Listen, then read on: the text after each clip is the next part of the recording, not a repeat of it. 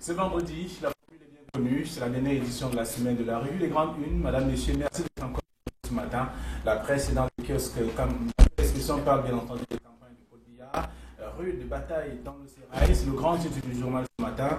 Le journal fait savoir que la nouvelle n'est pas encore officielle, mais c'est probablement le ministre directeur du cabinet civil qui est donc annoncé à la direction de la campagne du locataire d'Etoudi. Une éventualité qui provoque d'ailleurs de fortes émotions chez certains pontes du régime. C'est en page 3 du journal. Le journal parle également des obsèques. Kadi de Fosso reçoit les hommages religieux. Monseigneur Samuel Cléda, archevêque métropolitain, le cardinal Christian Toumi ont célébré une messe pontificale à l'honneur du capitaine d'industrie. C'est en page 4 de ce numéro qui s'intéresse aussi à la crise anglophone, les populations contraintes à l'effort de guerre de plus en plus. Les terroristes saisissent d'ailleurs individuellement les gens pour leur intimer de mettre la main dans la poche pour financer leur guerre et promettent en même temps le feu à ceux qui ne s'exécutent pas du tout. Donc un autre aspect de la terreur ambiante à découvrir dans le journal en page 2. Le journal qui parle également de la région de l'Ouest de Cameroun. Ces localités sous la menace des sécessionnistes en raison de leur proximité avec l'une des régions anglophones. Elles subissent aussi régulièrement des incursions de groupes armés. En page 2 du journal, la nouvelle expression. D'autres sujets sont également à découvrir. Si vous faites un tour dans les kiosques, puisqu'on parle aussi de la présidentielle avec la communauté internationale, qui inquiète d'ailleurs par rapport à tout cela. L'organisation de ce grand rendez-vous, l'Union africaine, veut prévenir des violences que pourrait donc connaître le Cameroun avant, pendant et après, au lendemain donc de la présidentielle du 7 octobre prochain, page 6 du journal La Nouvelle Expression. Le du Sahel qui est dans les kiosques ce matin parle du Cameroun. 3,5 millions de personnes exposées au choléra. C'est en page 4 du journal. Le du Sahel s'intéresse aussi à la présidentielle 2018. La garde est rapprochée aussi dans le Grand Nord à découvrir les visages de toutes ces personnes qui soutiennent donc Joshua aussi et qui accompagnent le Social Democratic Front à ce scrutin du 7 octobre prochain. On parle également de la Damawa, donc où les populations s'opposent donc à la création de 2 réserves foncières, évaluées donc pratiquement à plus de 433 millions d'hectares, 33 000 hectares pardon, de terre. C'est en page 3 du journal. Ce matin, d'autres informations sont également à découvrir, parlant du Grand Nord, du Nord également, où on retrouve 53 nouvelles victimes du VIH-Sida détectées en août 2018. C'est dans le journal Les du Sahel. Le journal essentiel qui est dans les kiosques parle du Nord-Ouest et du Sud-Ouest. Les terroristes menacent, le gouvernement rassure, tout un dossier pour comprendre exactement quelle est la formule utilisée pour ces 2 cas.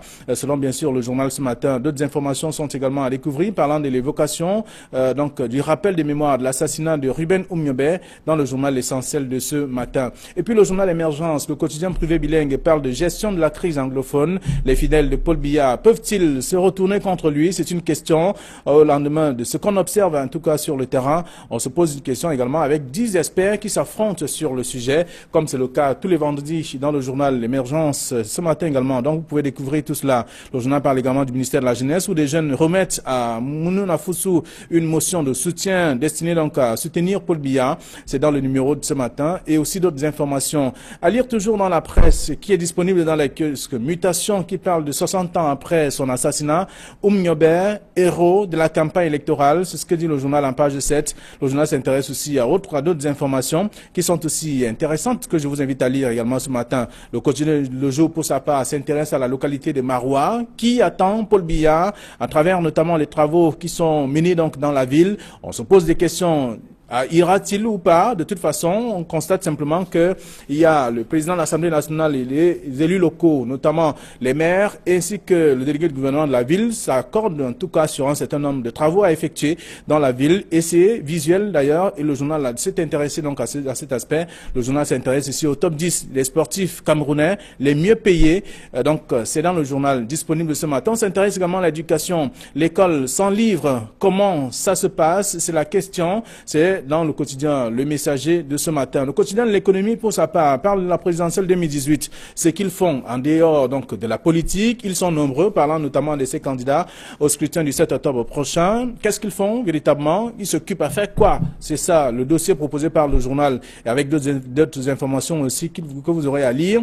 Après avoir fait un tour dans les kiosques également, Le Messager s'intéresse à l'agression du diplomate russe, le régime de Yaoundé sous pression. C'est ce que dit le journal en page 8. Le même journal parle également du RDPC, parlant des stratégies de campagne. Le RDPC est en quête de sérénité, selon le journal, en page 2. Le journal parle également des produits contaminés au Cameroun. Les balbutiements du gouvernement sont également à découvrir dans le même numéro, disponible ce matin. Voilà du moins ce que la presse nous propose, celle que nous avons reçue à notre rédaction ces derniers jours de la semaine. Georges Semé, bonjour et bienvenue. Bonjour à vous, bonjour à tous les téléspectateurs. Merci d'être avec nous également ce matin, comme tous les vendredis. Le papier de la presse, Camille Nelly, bonjour. Flavien Walonongo, bonjour. Bonjour Georges Semé, bonjour téléspectateurs d'Equinox Télévision. Très bien. La presse est disponible. Comme vous, sur ce plateau, les lecteurs auront également la possibilité d'aller lire les articles. Donc nous commençons par cette campagne de Paul Biya, rude bataille dans le sérail, c'est la nouvelle expression qui nous l'apprend. La nouvelle n'est pas encore officielle selon le journal. Il faut dire... C'est le ministre directeur du cabinet civil qui pourrait être le directeur de campagne de Paul Biya. Ce ne sont que des rumeurs et des conjectures qui circulent depuis longtemps. Vous savez que jusqu'à cette élection, toutes les précédentes avaient eu pour directeur de campagne généralement les premiers ministres. Bon, on a eu, je crois, Simon Achiliachou, on a eu Peter Mafani Msongue et on a eu Yang Filemon. Bon, beaucoup de gens pensent que cette fois-ci, ce ne sera pas le cas. Ce sera plutôt, ça risque d'être Mvondoayolo, le tout nouveau directeur du cabinet civil, mais rien n'est confirmé. Une chose est sûre, c'est seul le président de la République qui va désigner son directeur de campagne, mais il faut savoir aussi que cette élection, d'un genre absolument incomparable par rapport à toutes les autres, va aussi mobiliser beaucoup d'argent. Donc c'est certainement parce qu'il y a beaucoup d'argent qui va être mobilisé, parce qu'il y a aussi beaucoup d'argent qui a été collecté par les élites et par les populations, que c'est pour ça qu'on se dit que bon, cette fois-ci, ça pourrait ne pas être comme toutes les autres fois. Mais le nom de Mvondoayolo circule avec insistance, tant il est connu qu'il bénéficie d'une très très grande confiance du chef de l'État. Très bien. Alors, lorsqu'on lit l'article de la nouvelle expression ce matin, Georges Semé, on peut retenir qu'il y a quand même cette bataille, ce qui tout au moins alimente un peu cette bataille, même si ce n'est pas encore officiel. On comprend que par le passé, c'était un agent qui était géré, en tout cas à l'emporte-pièce, chacun prenait sa part et allait faire ce qu'il avait à faire, mais avec le nouveau directeur du cabinet civil, il est rigoureux dans la gestion. Et on apprend à travers l'article que ça risque de ne pas plus être comme ce qui s'est déroulé par le passé. Oui, le doyen a fait tout à l'heure un panorama de ces premiers ministres qui ont été à chaque fois les directeurs de campagne du président de la République. Et cette fois-ci, une partie de la presse avait mis en avant le premier ministre Philemon Yang qui, en réalité, lors des élections de 2011, il était le directeur de campagne du président de la République et en 2018, une certaine presse prétendait que c'est lui encore qui allait être le directeur de campagne en ce qui concerne la présidentielle de 2018. Mais rien n'est officiel à quelques jours, je crois, à 10 jours seulement du démarrage de la campagne électorale. Et les journaux en sont encore à suppléter sur celui qui va effectivement coordonner la direction de cette campagne électorale au profit du candidat du RDPC. Mais je note quand même qu'à chaque fois, c'est la même agitation. On l'a vu, lorsqu'il fallait appeler à sa candidature, c'était toujours le branle-bas populaire autour de cet appel à candidature du président. Finalement, il a posé sa candidature, son dossier a été validé. Après la validation du dossier, on a vu la même agitation lorsqu'il fallait collecter les fonds pour non seulement sa campagne électorale, mais également pour son déploiement sur tout le territoire, du Cameroun dans le cadre de cette campagne. Ce n'est pas fait exprès. Je crois que c'est une mauvaise manière de la part des fidèles du président de la République de non seulement s'agiter, mais de montrer que ils lui font toujours confiance et qu'ils sont toujours prêts à le défendre, quelles qu'en soient les circonstances, malgré les nombreuses crises qui sévissent au Cameroun. Ils sont toujours là et ils le prouvent par tous les moyens. Donc l'agitation, en ce qui concerne l'élection présidentielle, confirme ce qui s'est passé bien auparavant. Mais rien n'est officiel. Et il se pourrait bien évidemment que ce soit le directeur du cabinet civil qui dame le pion cette fois-ci au Premier ministre, qui est déjà ont souvent, autre chose qui ont souvent bien évidemment dirigé la campagne électorale du président de la République. Mais vous savez que derrière ce positionnement politique, il y a aussi une grosse histoire de gestion des fonds. Il y a eu des collectes qui ont été effectuées, mais il y a également les financements publics qui arrivent et c'est en toile de fond cette bataille pour le contrôle de ces fonds qui font que on observe cette agitation autour de la candidature du président de la République. Mais rien n'est officiel jusque-là, à quelques jours du démarrage de cette campagne. Vous voulez ajouter quelque chose? Oui, je voudrais ajouter que, vous savez, le nom de Mvonda Ayolo qui est annoncé, on peut aussi interpréter ce nom balancé comme une stratégie pour essayer d'empêcher que Paul Biya le prenne, parce que vous savez que Paul Biya a horreur que les gens annoncent ses choix avant qu'ils les rendent publics. Mais il y a tout de même une situation, moi, qui me fait penser qu'il soit possible que ce soit justement des gens qui veulent empêcher que Mvonda Ayolo ne soit nommé directeur de campagne, qui balancent ce nom pour ulcérer Paul Biya. Vous savez, l'année dernière, en 2017, il y a plein de journaux qui avaient, alors que M. Bebeling Eboutou était encore directeur du cabinet civil et que M. Mvonda Ayolo était ambassadeur du Cameroun à Paris, il était arrivé ici au Cameroun, il a passé quelques semaines. Mais vous avez lu dans certains journaux, dans 3 ou 4 journaux qui ont tiré successivement sur M. Mvonda Ayolo, en disant que l'ambassade du Cameroun vient faire quoi au Cameroun? Il vient au Cameroun alors qu'il devrait rester à Paris. Il est venu ici, lorgner de poste de directeur du cabinet civil. Il veut être directeur du cabinet civil, mais c'est pas ce qui va se passer. Paul Biya ne choisit qu'il veut, donc il est en train de faire du lobbying pour... Or, tout a été dit en fait. À la surprise générale, un an plus tard, c'est Mvonda Ayolo qui a été nommé. Donc, ce sont ces ennemis qui voulaient déjà, qui étaient en train de le mettre sur le grill, en vendant la mèche avant le temps. Bon, serait-ce le cas cette fois-ci, on peut se poser la question. Mais toujours est-il que il y a de grosses chances que ce soit M. Mvonda Ayolo qui dirige la campagne du chef de l'État. Très bien. Du candidat sortant. Voilà, donc c'est dans le journal en page 3 de la Nouvelle Expression ce matin qui rappelle quand même et insiste un peu pour dire que la nouvelle n'est pas encore officielle. Mais rien n'est officiel. Ça se dit dans les coulisses. Voilà, et j'estime que c'est absolument, c'est tout à fait... c'est tard pour le candidat sortant qui devrait quand même déjà, à quelques jours du démarrage de la campagne, désigner son directeur de campagne, qui est, comme vous le savez, un poste stratégique et très comporté, comme le démontrent encore nos confrères de la Nouvelle Expression, parce qu'au sein même de la présidence de la République, on se rend compte qu'au secrétaire général, on fait des yeux doux pour contrôler la direction de campagne. Au cabinet civil, c'est pareil, mais également au sein de l'appareil du RDPC, on voudrait bien s'arroger la direction de campagne du président de la République. Donc, à quelques jours seulement, il faudrait bien qu'on nous dise, qu'on clarifie la situation sur la direction de cette campagne. Puisqu'on parle de campagne de Paul Biya, on va rester dans la présidentielle avec le journal La Nouvelle Expression également ce matin, qui parle un peu de la communauté internationale qui inquiète face à l'organisation même du scrutin, l'Union africaine, qui veut prévenir les violences avant, pendant, ou qui pourrait donc connaître, ou que pourrait connaître le Cameroun pendant, ou avant, pendant et après le scrutin. Oui, la situation est préoccupante et il n'y a pas que l'Union africaine qui a effectué une sortie pour s'inquiéter en parallèle avec la crise anglophone sur la faisabilité même du scrutin présidentiel dans toutes les régions. Il est tout à fait acquis aujourd'hui que dans les 8 régions, c'est sûr, il y aura scrutin, mais dans les 2 autres régions, on est tenté de s'en inquiéter parce que le déploiement dans toutes ces zones sera extrêmement difficile avec le climat insécurité que nous connaissons. À côté de l'Union africaine, il y a Human Rights Watch qui a également tiré la sonnette d'alarme à toutes les parties, d'abord les sécessionnistes et également à l'État du Cameroun, pour que se tiennent effectivement les élections. Mais entre les discours et la réalité, il y a bien évidemment un fossé. Est-ce que les sécessionnistes permettront que l'ECAM déploie son matériel pour que se tienne cette élection? Jusque-là, d'après leur communiqué, ils ne voudraient pas que ce qu'ils appellent l'Ambazonie soit le théâtre des élections organisées par la République du Cameroun. Et de l'autre côté, l'État du Cameroun dit prendre toutes les dispositions pour que les élections aient lieu intégralement dans tout le territoire du Cameroun. Donc, que ce soit sur le plan national et sur le plan international, on a le droit de s'inquiéter et bien évidemment le 7, on verra comment l'ECAM va se déployer dans les différentes circonscriptions. Camille, ce n'est pas la première fois, l'Union africaine s'est toujours interrogée sur le fonctionnement et au lendemain, ou à la suite de ce qui se déroule quand même dans les régions anglophones. Ce n'est pas la première fois, même si aujourd'hui l'inquiétude persiste pour ce qui est de l'Union africaine. Non seulement l'inquiétude persiste, mais l'inquiétude augmente.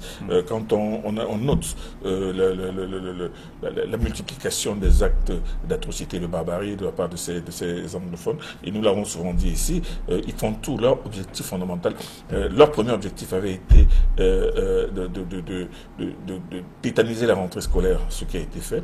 Maintenant, leur grand objectif, c'est bien évidemment l'élection présidentielle. Et à ce niveau-là, je pense que la communauté internationale, même d'abord la communauté nationale, a le droit, a le devoir de s'inquiéter et de prendre toutes les mesures afin que, effectivement, non seulement il y ait le moins de troubles possible, mais que l'élection puisse se tenir. Parce que personne n'est contre le report de l'élection présidentielle. Mais seulement, on sent qu'avec la présence de plus en plus persistante d'actes d'horreur et de barbarie dans ces zones-là, il y a des chances que, justement, les élections soient entachées d'actes de barbarie avant l'élection, comme on le voit aujourd'hui, pendant l'élection et certainement après l'élection. Donc, il y a de quoi être inquiet. Mais je sais une chose, c'est que nos autorités militaires et judiciaires sont en train de multiplier les stratégies pour éventuellement prendre la mesure du danger. Très bien. On a entendu la bouche du ministre de l'administration territoriale qui donnait comme instruction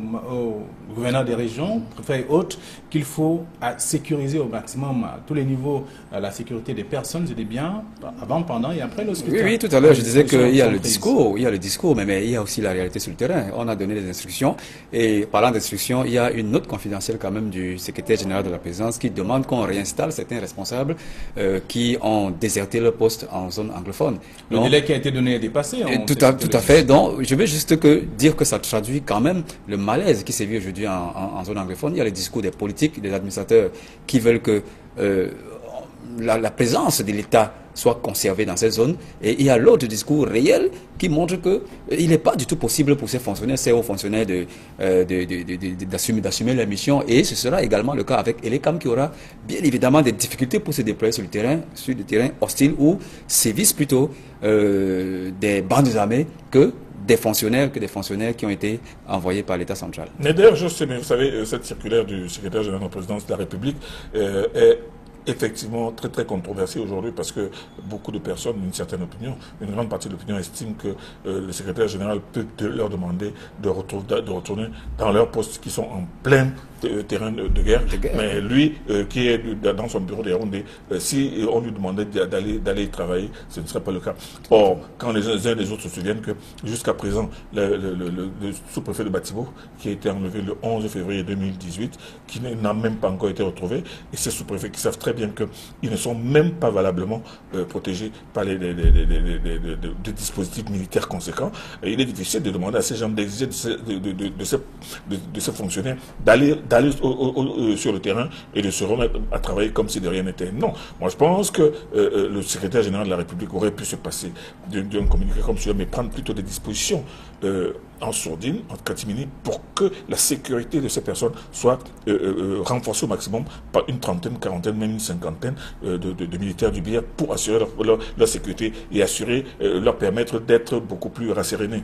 Or, quand il leur ordonne, il leur envoie d'aller, il leur intime d'aller s'installer et de prendre leur fonction. Moi, je pense que c'est un peu difficile à accepter. Alors, et puisque vous l'évoquez, après la présidentielle ou à côté des inquiétudes de la communauté internationale, il n'y a pas que la nouvelle expression qui s'intéresse à ce rendez-vous. Plusieurs tabloïds s'intéressent également à la présidentielle avec des sujets divers et que la nouvelle expression revient également à parler ce matin des populations contraintes donc à l'effort de guerre pour ce qui est des régions anglophones. Dans le cadre de cette crise. Oui, en tout début de crise anglophone, les bandes armées, puisque il s'agit, on va les appeler désormais ici, les bandes armées avaient pris le soin de pensionner certaines personnes ciblées dans les deux régions anglophones. Mais on se rend de plus en plus compte que ça s'étend petit à petit aux populations qui sont obligées de payer une sorte de taxe à l'indépendance de l'Ambazonie. Et avec, au bout, du refus des représailles.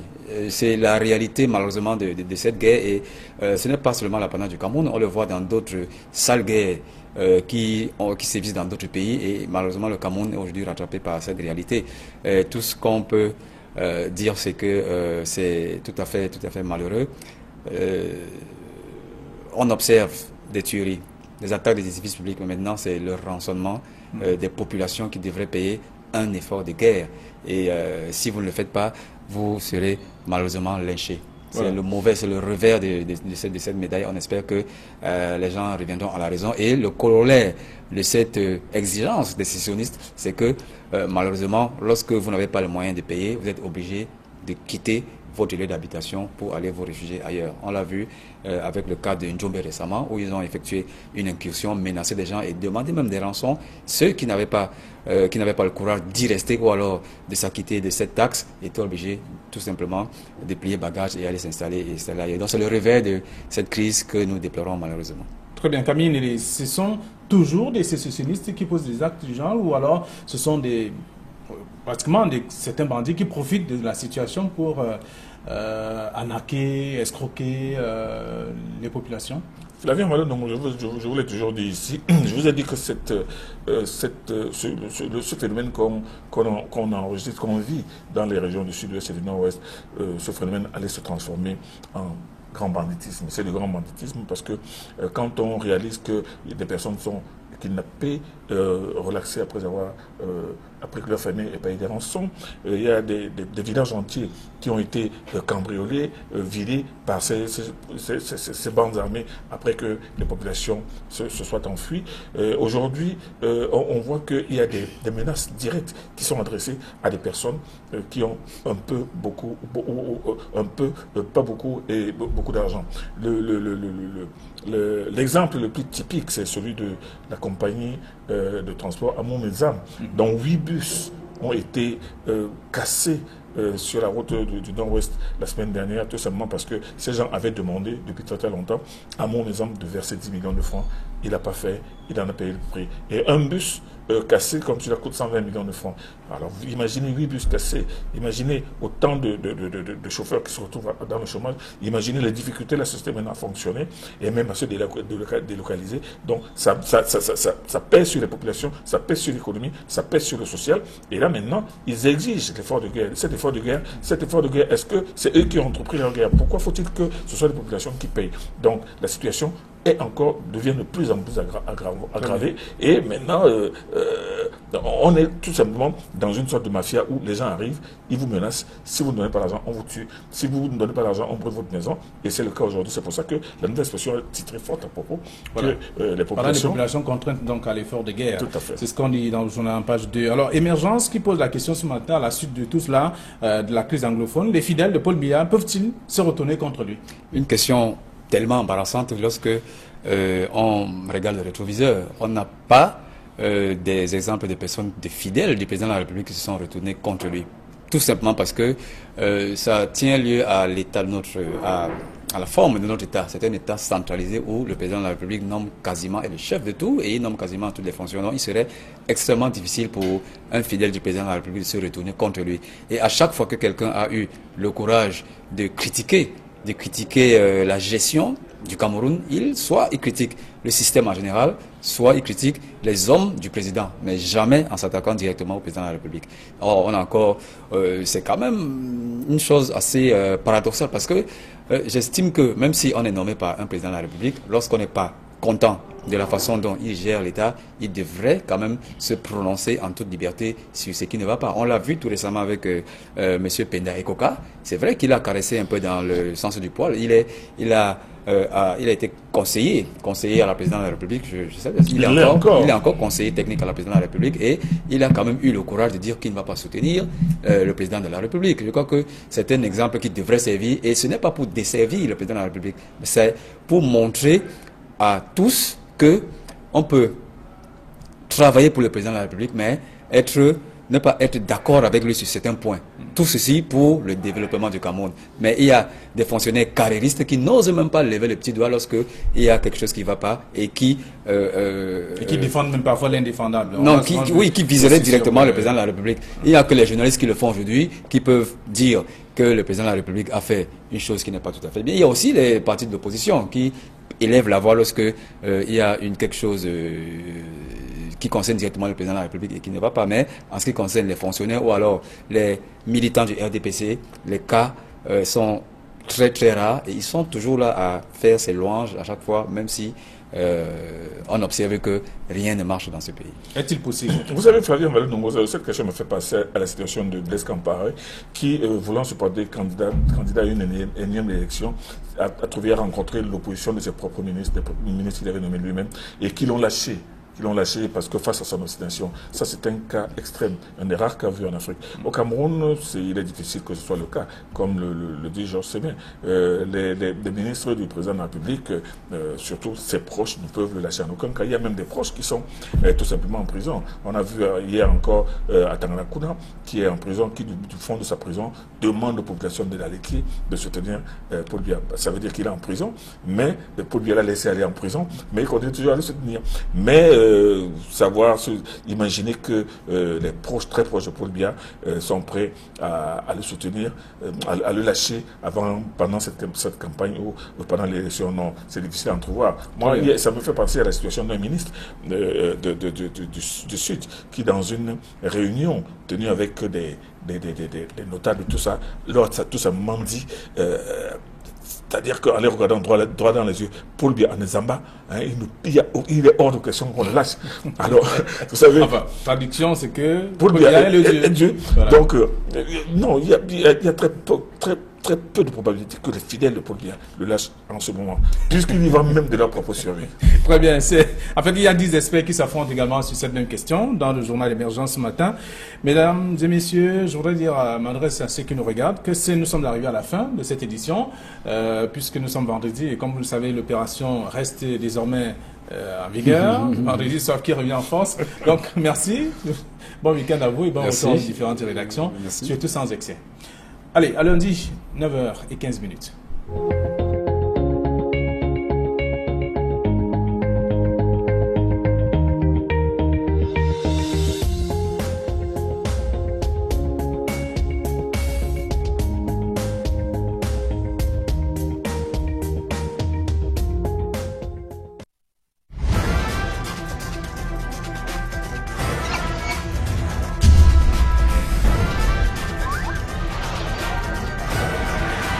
Equinox Télévision, au